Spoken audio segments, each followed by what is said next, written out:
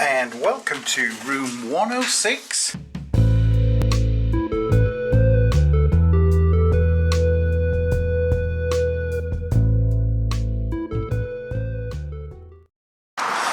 Here we are outside of the Holiday Inn Express and looking down Belgrave Road, which is really nice, and there is the Holiday Inn Express. Okay, so we go inside.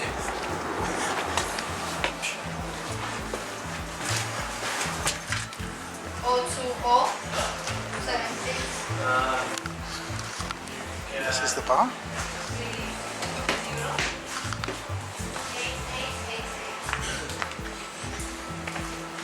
And reception. 401.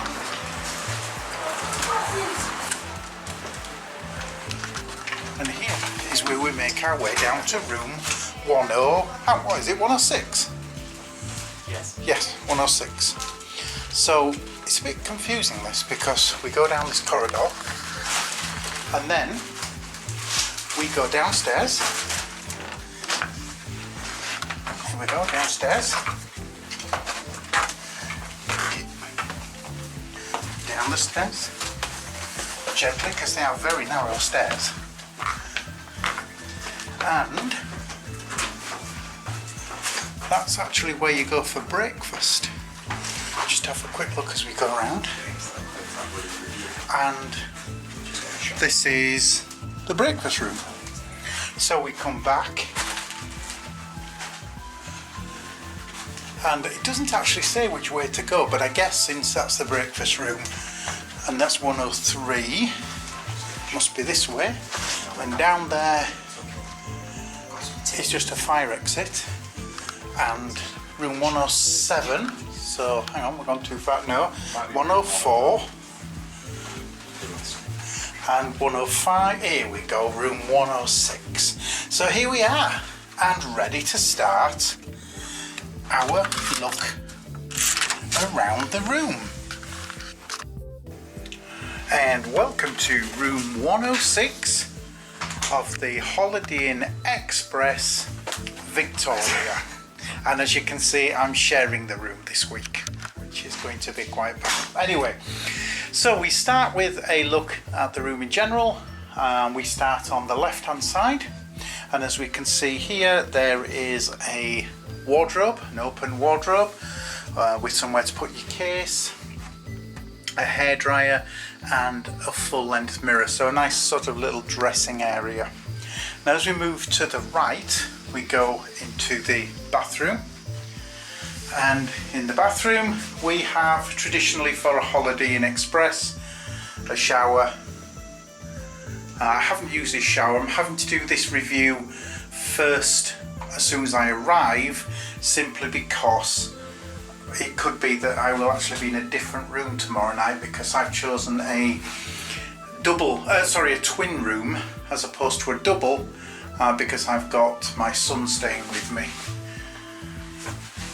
and obviously I needed a twin, but there isn't a twin for tomorrow, which doesn't matter because he's not with me tomorrow, but it does mean I'm going to have to change rooms, but at least I get to see two different rooms.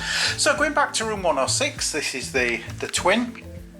We've got obviously two beds, a nice sort of sunsetty looking picture. We have a very small TV, but it has just free view. It's not particularly a very big TV. However, the position it's in, it can only actually be viewed from the bed, so it's not as if you need a big TV to see it from a distance. Okay, in this it's sort of a long room, and this one's got a sofa. It's probably a sofa bed, in fact it is a sofa bed, so if you have more than two people in the room. And then there is a desk area. Problem with the desk area is plugs, and as you can see over there, if I go closer, there is one plug, just one plug for the whole of this desk area, which is actually quite a problem. There's a couple down here that you can use, or that you could use, but for the actual desk, and there's a couple near the door, but for the desk there is just the one free plug, or one plug, let alone one free plug. So that's certainly a bit of a downer. Okay, we'll look out the view. Now actually we had to come downstairs from ground level, and the view we've got is of somebody's back way into their house. There is, apart from the window being absolutely filthy, you can't actually see out very well of it. You're next to a sort of an alleyway and also an air conditioning unit, and then looking through, which isn't easy because of the dirt of the windows, just the back way, so the view is absolutely non-existent.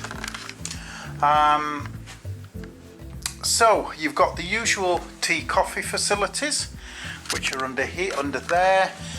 You only get the usual, a couple of tea bags, a couple of coffees, and 5 milks. So just the usual you'd expect from the holiday.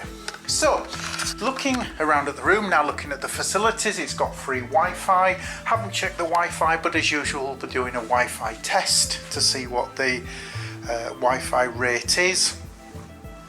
The room rate is actually £166 per night. Now location wise it's not in the centre, it's actually in Pimlico, near Pimlico station, so you do need to get on a tube if you want to get into the centre of London or into a reasonable popular area of London, so it's a little bit out of way, and as I say, £166 per night, so it's quite an expensive for a Holiday Inn Express. That does include breakfast, as all Holiday Inn Expresses do.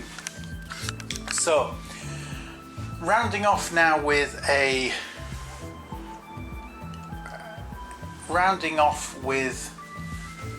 rating score. So thinking about this, so looking at the negatives that take it away for being a 10, we have to start with the view out the window. There is none, so that has to drop it 2 points. The TV is yes, it's free view, but it's very small. You cannot sit on the sofa, which was a shame. There's a sofa to watch TV, but you can't watch it from the sofa. The plugs, there's no plugs by the bed, which make it, again, you can't charge your phones up while you're in bed, certainly not at the side of you. And the bathroom is very small, albeit just with a shower and a toilet and a basin. So I would really have to look at this particular room and give this room a 5 out of 10. The plus points are, of course, you're in a Holiday Inn, so you've got a clean room, and that's what it is. It's clean, it looks refreshed, there at least are toiletries and things that you can use, and there's tea and coffee, and there is at least a Freeview telly. But even so, that's really a 5 out of 10, I think. So thank you very much for watching, and please keep tuning into the channel, as there will be more holiday reviews as we go through London, looking at other hotels, and of course hotels outside of London. Thanks very much for watching.